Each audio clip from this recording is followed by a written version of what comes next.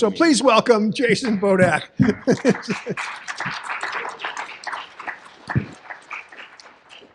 Thank you, Michael, for that awesome intro. Can everybody hear me okay? Awesome. Cool. So, hi, my name is Jason Bowdach. I'm a professional colorist. I work at Fox, and I also run Pixel Tools Post. But this is not just an advertisement. I also am here to teach you guys a little bit about color grading. And because I have a short amount of time, I only have 5 tips for you guys. So I'm going to try and keep this short and sweet. And also, I'm not a professional slideshow presenter, so if I make a mistake, just laugh at me. Okay, so I've been thinking all week about these tips because I like them to be entertaining as well as useful. So, real quick, here's the slide of who I am and why you might want to listen to me. So, like I mentioned, I'm Jason Bowdach. I'm a professional colorist. I work over at Fox Studios on Pico, and I run Pixel Tools. Great. Now you know why you should listen to me. But let's talk about what I have to give to you guys.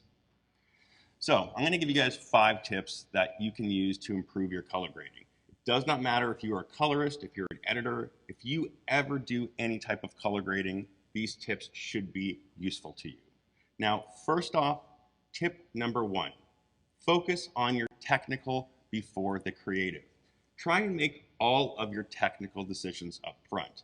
And this is everything. I mean your color management, your transform LUTs, any specific third-party plugins you might want to use. So if you're working in an NLE and you're not going to be using the built-in color corrector, you want to use something from Red Giant or whatever your choice is, try and make these decisions up front. Whether you think you're great at multitasking, we are terrible at multitasking. It's been scientifically proven that we slow down when you have to go between the different sides of your brain. And when you have to switch between your technical and the creative side of your brain, I call it shifting gears. Now, we've gotten really good at this. I know a lot of you have your phones out while you're watching TV or you're playing video games, but you don't realize it, but we are actually slowing down. So, by making these technical decisions up front, and that includes also, for those of you that are a little bit more advanced, that includes your output formats. Try and figure out what this project needs. Is it going to theaters? Is it going to streaming? Is it just going to YouTube? By making all of these technical decisions up front, you are then able to zero in and focus 100% on the creative. Now, like I mentioned, this helps you eliminate multitasking, but also this allows you to sort of ruminate a little bit when you're being creative. Instead of wondering, did I use the right technical transform? Am I using the right type of color management? Should I have gone with ACES? Is DaVinci Wide Gamut the right type of color management? You already made this research and decision up front. You made your decision. Now you can just focus on the creative parts of this project. And this allows you, instead of wandering, you can focus and give 100% of your brain over to that creative task. You'll be amazed how much that improves your color grading. Okay, tip number 2. Grade for the war, not the battle. Now this one seems a little bit weird, but you should try and keep your entire project in mind. Not just that shot and not just the scene. It is, I would say, natural to try and make every single shot as beautiful and gorgeous as possible. But is that actually how it should look? After a very intense argument scene, do you really want it to look beautiful? Is the entire movie about a war? In that case, it shouldn't look beautiful. Now, as artists, we naturally get in there and we just want it to look gorgeous. It's just a natural inclination. Our filmmakers bring us footage that may be coming from a variety of sources. They shot it quickly, and it's our job essentially to make it look good. But it's really easy to forget that we want the look of a film to help advise people on how it makes you feel. And if every single shot looks gorgeous, you're losing the purpose of color grading, which, aside from correction for consistency, we are trying to impart emotion onto our viewer. And for instance, I like to use horror movies as a reference because they really push this to 11. It should feel scary as much as it looks scary. And we can use color to help do that. Now, I like to use beauty work as an example because a lot of clients now are asking for beauty work. And if you're unfamiliar with that, that usually just means going in and touching up the skin tone, removing acne, making the skin look 5 or 10 years less aged. Is that really necessary for every scene? And most importantly, is that helping the narrative? There are times when you want people to look, I'll use the term haggard. It helps the story. And this is important to remind filmmakers because usually people are thinking about vanity. But there are actually times, specifically in the story and the narrative, when you want to have a story arc. Maybe in the beginning of the film they can look gorgeous, but in the middle and the end, it may actually serve the narrative of the story for them not to look so great. And that can be done purposefully on set, but you can also do that in the color grade. So keep that in mind. Keep the whole project in mind, not just that scene, and specifically not just the shot.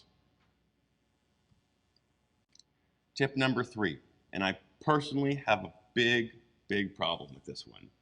Try to avoid going down the rabbit hole. Focus on the overall grade before the small details. Now, what exactly do I mean by this? Very frequently, we'll be working on a color grade or a shot or a scene, and a client will mention something very specific. That light in the background is bothering me. That window has clipped detail. You know, I just noticed that bar stool in the background is not the quite brown color that I think I like. But we haven't had a chance to balance the entire scene yet. And most importantly, we haven't gone through the entire film. So that to me is going down the rabbit hole. And I also call this one going down the rabbit hole with the right equipment or purposefully. We can go into this detail-oriented work, but you don't want to do that by accident. I was talking to one of my other presenters here, Ryan, about going down this rabbit hole and how it's really easy for when you're shooting this to be focused on these details and to almost obsess upon them. But you need to remind the filmmakers that we have a set amount of time to work on these films, and a consistent looking film that you've been able to do 80% of the work on is always better than a film that has not been finished and has one polished scene that looks fantastic, because they're not going to remember that one scene. They're going to remember the scene that doesn't look right and constantly jumps and jars. Usually, when you get through the film and it looks consistent, the only thing they're going to remember is it was supposed to look that way. As obsessive as we may be, most of the time we only see those details because we're watching the film over and over and over again. Each time you do, you start to notice more of those details. So what can we do to help us, people like me that are obsessive in these, to make sure that we get through to the end? I work in passes. So I start with my balance pass and I go all the way through the film. I don't touch anything else. I might make notes about it, things that I notice, but I don't do anything except that balance pass. Next, I do my primaries. If there's anything about skin tone or a certain color of teal that I want to do something to, I don't touch it. That is for the secondaries pass. Next, we have the look pass. And then we have more subtle things like black levels and QC passes. There's a saying by George Lucas that films aren't finished, they're abandoned. And that's something that I recommend that you take into account. You may never feel like your color grade is finished, but there's going to be a point where the film is pulled from your room. And by using these passes, you are able to make sure that it looks consistent. You may not have gotten through every single pass that you would have liked to, but at least it's going to look consistent and as best as it can be given the time and budget that you were provided. How am I doing on time?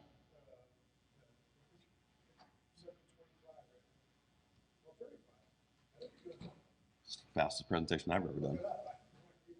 Okay. Tip number 4, and this happens to everybody, whether you're a beginning colorist or you've been working in the industry for 25 years. Fantastic. Even time for questions.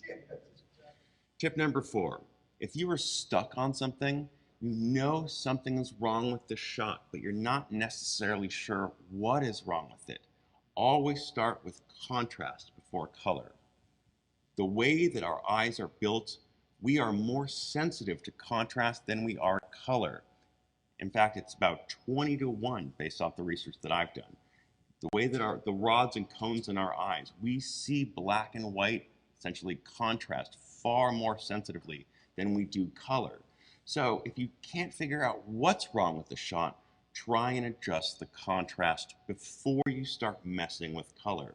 It's far easier for you to make something look consistent, even if the color is a tiny bit off.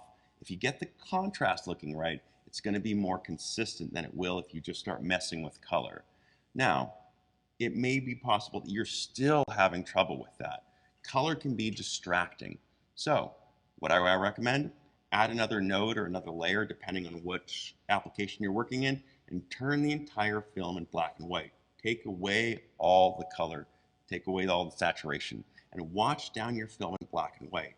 You'll be amazed how easily you're able to spot those jumps in contrast.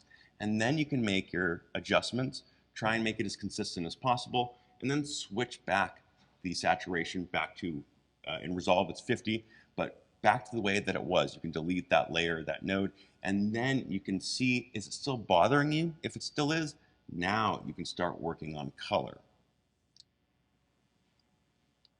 And tip number 5. This one is one that I absolutely swear by, and it goes sort of in combination with going down the rabbit hole. It's really easy, and a lot of training and tutorials may seem highly complicated, but sometimes the best solution is simply starting over.